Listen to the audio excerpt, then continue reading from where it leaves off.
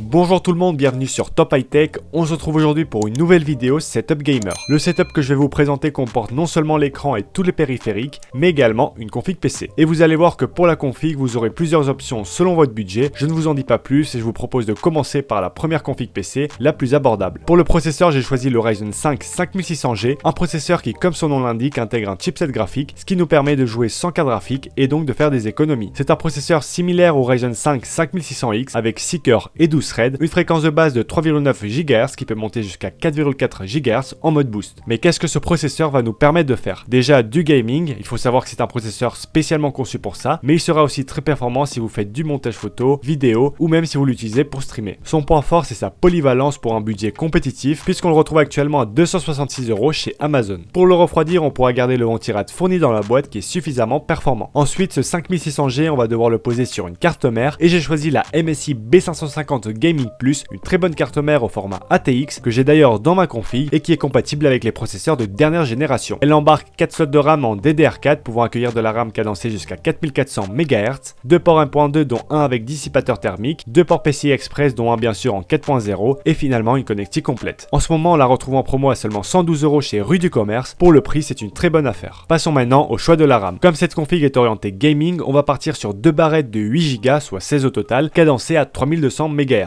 Là, deux options s'offrent à vous. Soit vous prenez ces barrettes de chez PNY qui sont vendues à 66 €, ou alors si vous voulez du RGB, vous avez celle-là toujours de chez PNY pour quelques euros de plus, à vous de voir. Côté stockage, comme d'habitude, ça va dépendre de votre usage. Ici pour cette config, j'ai choisi un SSD de 500 Go, le P2 de chez Crucial plus exactement, un SSD 1.2 NVMe avec de très bons débits de transfert, largement suffisant pour du gaming. Si vous voulez un SSD de 1 Tera pour plus de stockage, je vous conseille ce SSD SATA de 2,5 pouces de chez Samsung qui est disponible à 87 € chez Amazon. Passons maintenant au choix de l'alimentation. Si vous ne comptez pas acheter de carte graphique à l'avenir, une alimentation de 450 watts suffit largement, mais comme il faut penser évolutivité, puisque cette config est là pour attendre que les prix des cartes graphiques baissent, il faut penser plus large au niveau de la puissance, et c'est pourquoi j'ai choisi une alimentation de 650 watts. C'est la MSI MPG A650 GF, une alimentation certifiée 80+ Gold et full modulaire qu'on retrouve en promo chez Amazon. Et finalement vient le choix du boîtier. Encore une fois, c'est un composant que vous pouvez changer pour en prendre un qui vous plaise plus. De mon côté, j'ai choisi le MSI MacForge 100M, un boîtier moyen tour avec un bon airflow grâce à sa façade en mèche et ses 3 ventilateurs dont 2 RGB à l'avant. En ce moment, il est vendu à 58 € chez Grobil, ce qui en fait un bon boîtier pour accueillir notre config. Tous les composants réunis font que cette config tourne autour des 650 €. Bien sûr, on peut faire mieux avec des composants plus bas de gamme, mais l'objectif c'est que le PC dure dans le temps et qu'il soit évolutif pour pouvoir accueillir une carte graphique. Je vous propose maintenant de voir ce qu'il vaut en jeu et les possibles évolutions qui s'offrent à vous. Et on commence sur GTA V où le jeu va tourner autour des 60 FPS avec des graphismes en élevé. Sur Fortnite, on va aussi tourner autour des 60 FPS avec des graphismes custom qui se rapprochent du mode performance. Sur des jeux moins gourmands, ce PC n'aura aucun problème. Sur Valorant par exemple, vous allez pouvoir atteindre les 144 FPS avec des graphismes entre low et moyen. Par contre, sur des jeux qui demandent plus de ressources, on aura du mal à avoir un jeu fluide. Par exemple, sur Warzone, on va tourner autour des 40 FPS avec des graphismes en faible. Ce n'est clairement pas le PC gamer idéal, mais pour passer cette période de pénurie, ça peut être une bonne solution, surtout si vous ne jouez pas à des AAA. Maintenant, quels sont les cartes graphiques actuellement en stock ou qui le seront bientôt que vous pouvez ajouter à la config? On va commencer par la moins chère, la GTX 1650. Il y a quelques jours, je vous ai partagé un post sur la chaîne avec un pack comportant une GTX 1650 de chez EVGA ainsi qu'une alimentation de 600 watts, le tout pour 269 €. Malheureusement, il n'est plus en stock, mais j'ai trouvé une autre GTX 1650 à prix correct. C'est le modèle ITX de chez Gigabyte qu'on retrouve au même prix chez Rue du Commerce, un prix bien sûr trop cher par rapport à ce qu'on pouvait retrouver il y a un an, mais dernièrement une GTX 1650 à 269 €, c'est plutôt un bon prix. Maintenant, combien pouvez-vous espérer gagner de FPS par rapport à la config sans carte graphique dédiée? Eh bien, pas mal de performance. Sur GTA, vous allez tourner autour des 75 FPS, mais cette fois-ci avec les graphismes en ultra. Sur Fortnite, vous allez passer à 250 voire 300 FPS en mode compétitif. Sur Valorant, vous allez dépasser les 260 FPS avec le graphisme en élevé. Et sur Warzone, vous allez tourner autour des 80 FPS avec les graphismes en moyen. On constate un beau gain de performance avec une carte graphique dédiée, même entrée de gamme. Mais si vous voulez encore plus de performance et pouvoir jouer à tous les jeux du moment en ultra, que ce soit en 1080p voire en 1440p, je vous conseille de partir sur une RX 6600 XT ou une RTX 3060 Ti. Je vous mets bien sûr tous les liens en description. Maintenant qu'on a notre config PC, il nous faut un écran ainsi que des périphériques pour pouvoir en profiter. C'est le moment de vous présenter le reste du setup. Mais juste avant, je vous invite à vous abonner. Je le demande rarement, mais j'ai découvert que seulement 10% des personnes qui regardent mes vidéos sont abonnées. Ça ne coûte rien et ça m'aide beaucoup à développer la chaîne. Merci à ceux qui prendront le temps de le faire. Et on commence par l'écran, un écran Acer Full HD de 24 pouces qui intègre une dalle IPS pour un meilleur rendu des couleurs et un plus plus grand angle de vision. Cette dalle a un temps de réponse de seulement 0,5 millisecondes et un taux de rafraîchissement de 144 Hz, idéal pour profiter pleinement de vos jeux. Actuellement, il est disponible chez Cdiscount au prix de 179 €. Pour le choix de la souris, je suis parti du côté de chez Razer, puisque la Basilisk X Hyperspeed est en promo en ce moment. C'est une souris gamer sans fil qui embarque un capteur optique 5G de 16 000 dpi, 6 boutons programmables avec une durée de vie de 50 millions de clics, ainsi que 2 modes de transmission, l'un en 2,4 GHz pour une autonomie estimée à 285 heures, et l'autre en Bluetooth, moins réactif, mais qui vous permet d'étendre l'autonomie jusqu'à 450 heures. De très bonnes spécifications pour un prix contenu de seulement 43 € en ce moment. Pour le clavier, j'ai choisi le Cooler Master CK530 V2, un clavier mécanique au format TKL, c'est-à-dire sans pavé numérique, qui permet de libérer de la place pour votre souris. Ce clavier intègre des switches TTC RED qui sont linéaires, avec une distance d'activation de 2 mm, une force d'actionnement de 45 grammes et une durée de vie de 50 millions de clics. Côté design, je trouve ce clavier RGB plutôt bien réussi, avec sa finition en aluminium brossé, sa base incurvée aux extrémités et son repose-poignet amovible en mousse. Un clavier élégant et confortable qu'on peut retrouver à 59 € chez Cdiscount au lieu de 89 habituellement. Et finalement, pour un confort encore meilleur, il ne manque plus que le tapis de souris. Ici, ça va dépendre des préférences de chacun ainsi que de l'espace que vous disposez sur votre bureau. Je peux vous recommander le MM300, un tapis XXL de chez Corsair avec 93 cm de longueur, 30 de largeur et finalement une épaisseur de 3 mm.